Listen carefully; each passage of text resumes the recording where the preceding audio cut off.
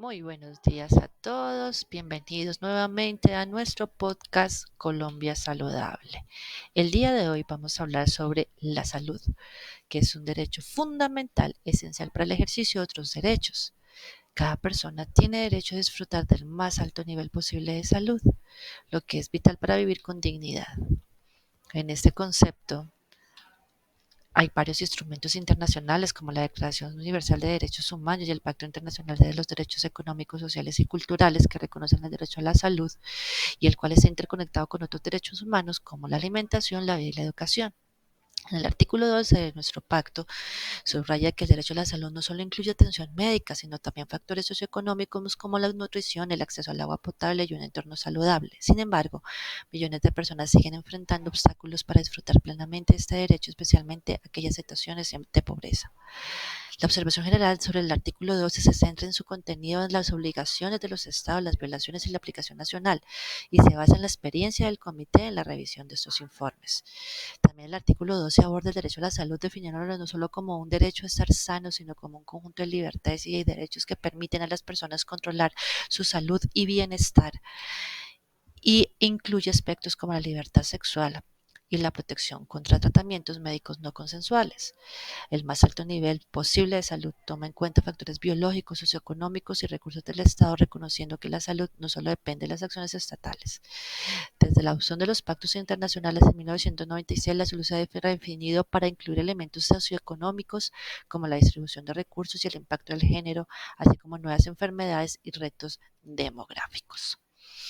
Se identifican elementos esenciales del derecho a la salud, incluyendo disponibilidad, que es el establecimiento y servicios de salud suficientes, accesibilidad como servicios sin discriminación, con dimensiones de accesibilidad física, económica y acceso a la información, confidencialidad, el cual es fundamental que los datos personales de salud sean tratados con privacidad, respetando la ética médico y cultural, aceptabilidad. Los servicios de salud deben ser culturalmente apropiados y sensibles a las diferencias de género y ciclo de vida, buscando siempre mejorar el estado de salud de los pacientes. Calidad. Los servicios de salud deben ser científicamente válidos y de alta calidad, asegurando la capacitación de personal médico y el acceso a medicamentos. Y también tener derechos específicos. Si se menciona el derecho a la salud materna, infantil y reproductiva, así como a la higiene en el trabajo y el medio ambiente, enfatizando la prevención de enfermedades y la mejora de condiciones sanitarias, acceso y no discriminación. Se prohíbe la discriminación en los accesos a servicios de salud y se subraya la obligación de los estados de proporcionar atención a los grupos vulnerables, asegurando un acceso equitativo y perspectiva de género.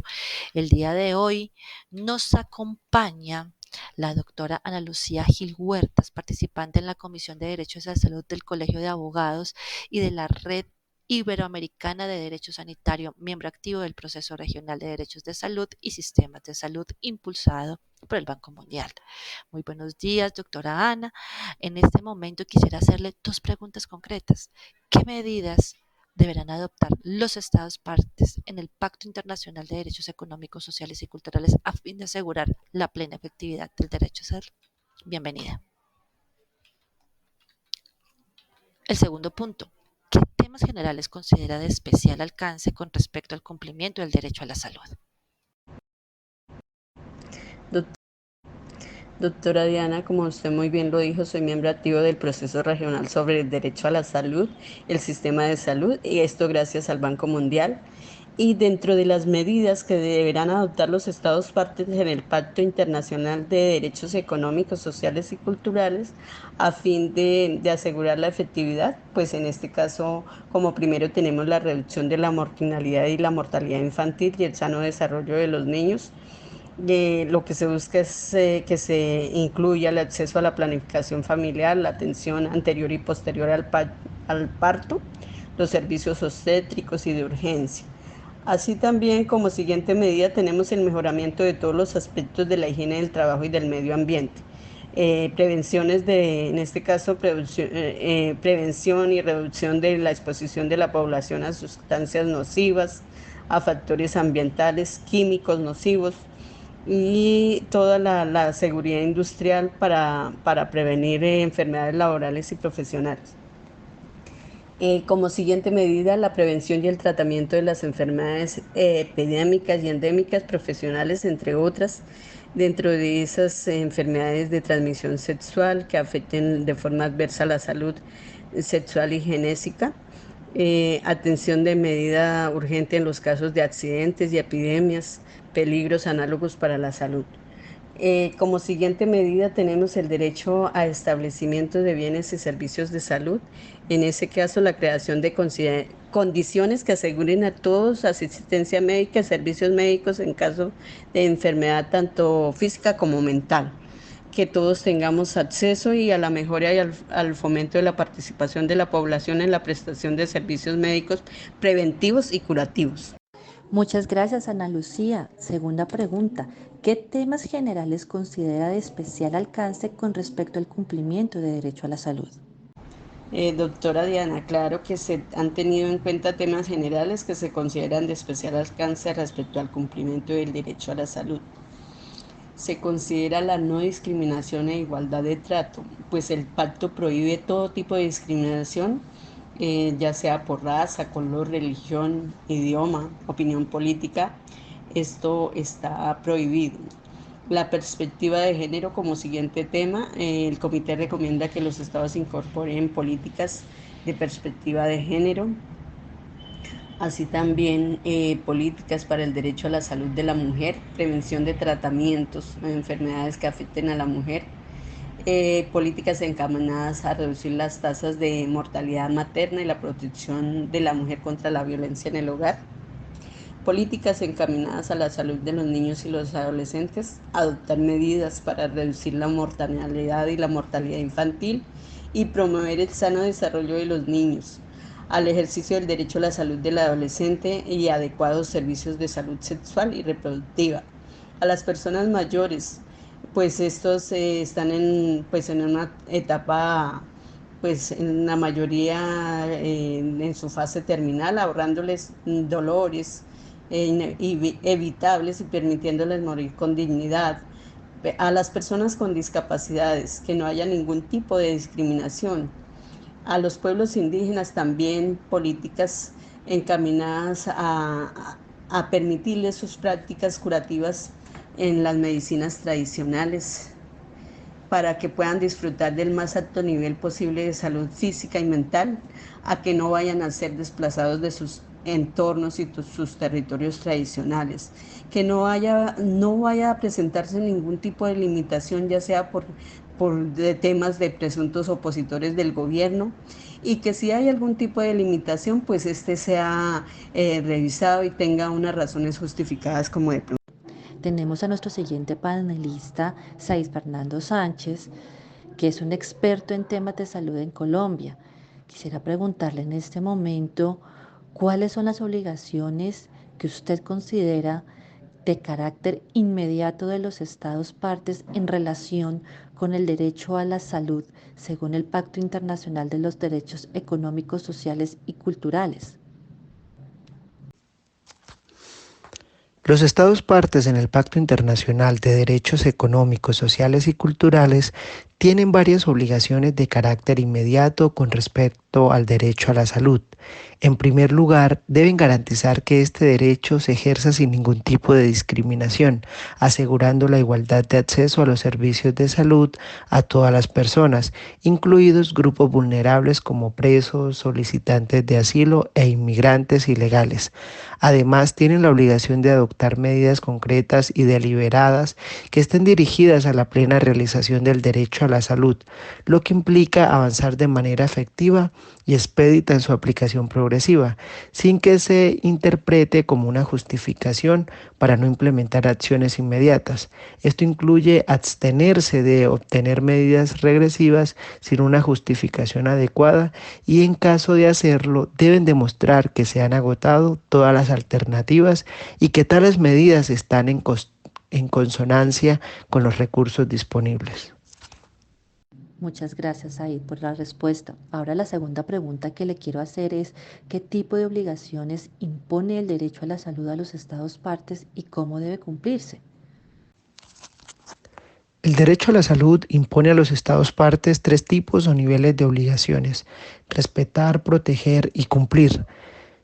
En cuanto a respetar, los estados deben abstenerse de inferir directa o indirectamente en el disfrute del derecho a la salud. Esto incluye, por ejemplo, no denegar o limitar el acceso a los servicios de salud, no imponer prácticas discriminatorias, no prohibir tratamientos preventivos o curativos y no restringir el acceso a la información de la salud. Proteger. Los estados tienen la obligación de prevenir que terceros interfieran en la aplicación del derecho a la salud.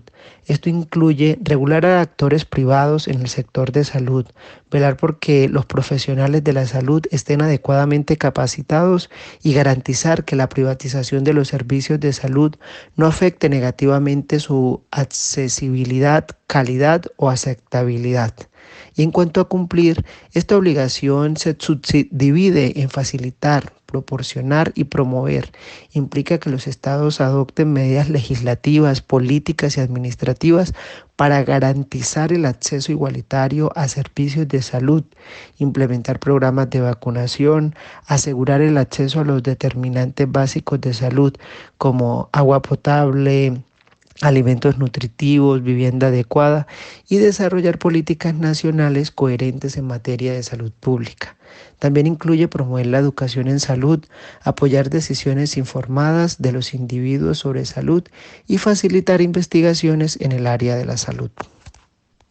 Ya por último, Said, y agradeciendo nuevamente tus respuestas, ¿cuál cree usted que son las principales violaciones del derecho a la salud identificadas por el Comité de Derechos Económicos, Sociales y Culturales? En cuanto a la observación general 14 del Comité de Derechos Económicos, Sociales y Culturales, identifica tres tipos principales de violaciones de derecho a la salud. Como primero, las violaciones de las obligaciones de respetar. Estas ocurren cuando el Estado, a través de acciones o políticas, contraviene las normas establecidas en el artículo 12 del Pacto Internacional de Derechos Económicos, Sociales y Culturales. Ejemplo, incluyen la discriminación en el acceso a servicios de salud, la ocultación deliberada de información fundamental para la salud y la promulgación de leyes que restringen el disfrute del derecho a la salud. Como segundo, la violación de las obligaciones de proteger. Estas ocurren cuando el Estado no adopta medidas para impedir que terceros, como empresas o particulares, violen el derecho a la salud. Un ejemplo es aquellos que incluyen no regular las actividades de empleadores o fabricantes de alimentos y medicamentos que pueden dañar la salud o no proteger a los trabajadores y consumidores contra prácticas perjudiciales. Y como tercero, las violaciones de las obligaciones de cumplir. Estas se producen cuando el Estado no adopta todas las medidas necesarias para garantizar efectivamente el derecho a la salud. Entre los ejemplos se incluye la falta de una política nacional de salud, la asignación de insuficientes recursos y la falta de medidas para reducir la desigualdad en el acceso a los servicios de salud, en particular para los grupos vulnerables.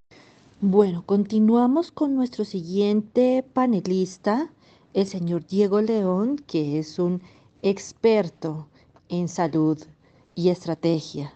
Quisiera preguntarle a Diego León cuáles son las medidas viables más apropiadas que los estados deben adoptar para garantizar el acceso a los establecimientos, bienes y servicios de salud en el plano nacional.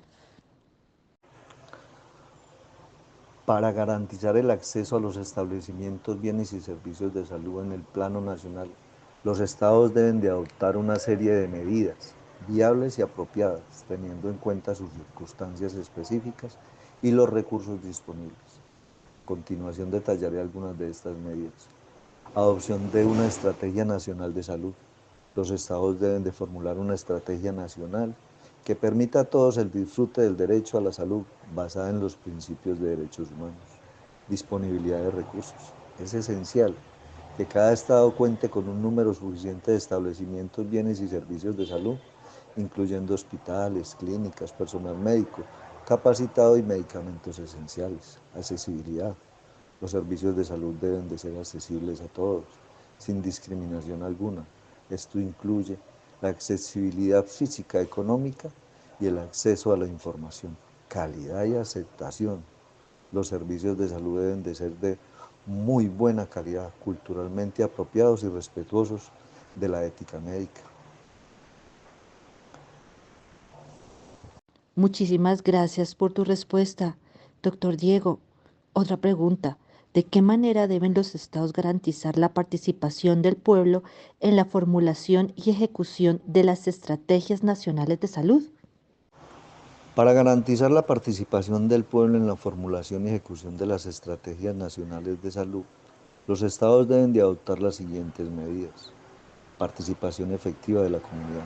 Es fundamental que la comunidad participe efectivamente en la fijación de prioridades, la adopción de decisiones, la planificación y la aplicación y evaluación de las estrategias destinadas a mejorar la salud.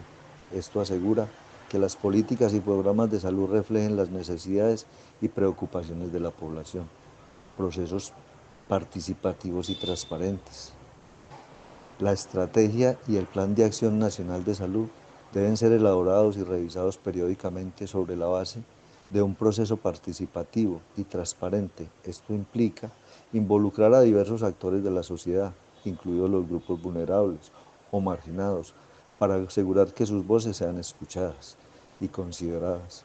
Rendición de cuentas y transparencia. La estrategia debe basarse en los principios de rendición de cuentas y transparencia, lo que implica que las decisiones y acciones tomadas en el ámbito de la salud sean claras y accesibles al público. Doctor Diego, entonces en ese evento, ¿cuál sería el papel de la Organización Mundial de la Salud en la efectividad del derecho a la salud a nivel internacional, regional y nacional? La Organización Mundial de la Salud desempeña un papel esencial en la efectividad del derecho a la salud a nivel internacional, regional y nacional. Su función es crucial para dar efectividad a este derecho, ya que proporciona cooperación y asistencia técnica a los estados partes en la formulación y aplicación de las estrategias nacionales de salud.